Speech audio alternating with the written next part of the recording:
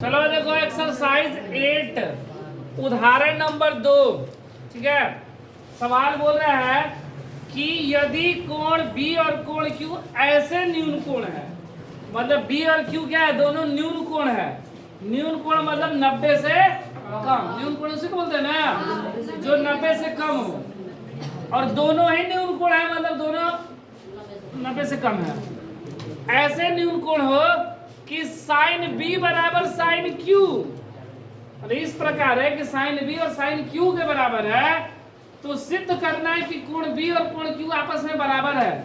ये दोनों न्यून कोण है और बोला गया कि जो साइन बी और साइन क्यू के बराबर है, तो दिखाना है कि बी बराबर कोण क्यू। ठीक है, तो देखो हम लोग क्या कर रहे हैं, पहले एक आकृति बना ले रहे हैं ऐसे। ठीक है, ये आकृति बना ली है और यहाँ पर बोला है कि बी और क्यू क्या है, न्यून कोण है। तो एक को नाम ले लिए बी, एक का नाम ले लिए क्यू, और यही दो को लेंगे क्योंकि ये समकोण त्रिभुज है, इसका नाम हम लोग ले रहे हैं ए। ये मेरा बी या क्यू नहीं हो सकता है, इसको हम लोग बी या क्यू नहीं लिख सकते। क्यों नहीं लिख सकते हैं? क्योंकि सवाल में बोल दिया गया है कि बी और क्यू क्या है, न्यून कोण है, और समकोण त्रिभुज में ये 90 डिग्री होता है। तो ये 90 डिग्री को पता है कि समकोण त्रिभुज में 90 डिग्री, और वो न्यून कोण है, मतलब ये दोनों क्या होगा, न्यून कोण। या तो ये बी या तो ये बी, एक बी और एक क्यू, ये हमको दिया गया। ठीक है, एक त्रिभुज दे दिया गया, लिख देंगे माना कि त्रिभुज ए बी क्यू एक समकोण त्रिभुज है, एक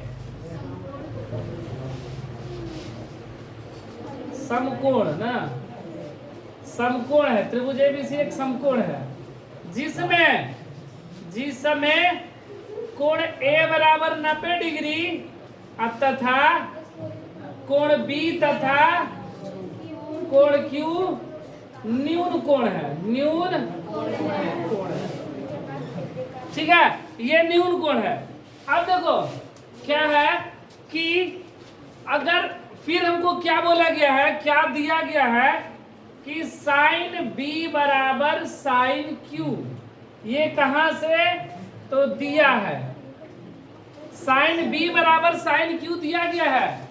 साइन बी बराबर साइन क्यू, ये कहां से, सवाल में ही दिया गया कि साइन बी साइन क्यू के बराबर है। हमको सिद्ध करना है कि कोण बी बराबर कोण क्यू।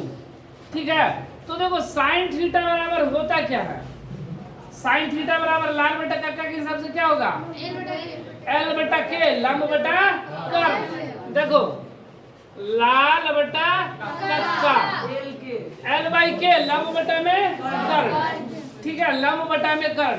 और हम बताए थे पिछले क्लास में कि लंब किसको बोलते हैं, कर्ण किसको बोलते हैं, आधार किसको बोलते हैं। तो लंब जो होता है वह कोण के ठीक सामने वाली भुजा लंब कहलाता है। तो अगर साइन बी की बात की जाए तो इसके लिए लंब क्या होगा, ठीक ये वाला सामने, मतलब ए क्यू। क्या हो जाएगा, ए क्यू। अब बटा में कर्ण, कर्ण कौन सा होता है, सबसे बड़ा, और सबसे बड़ा क्या है, बी क्यू,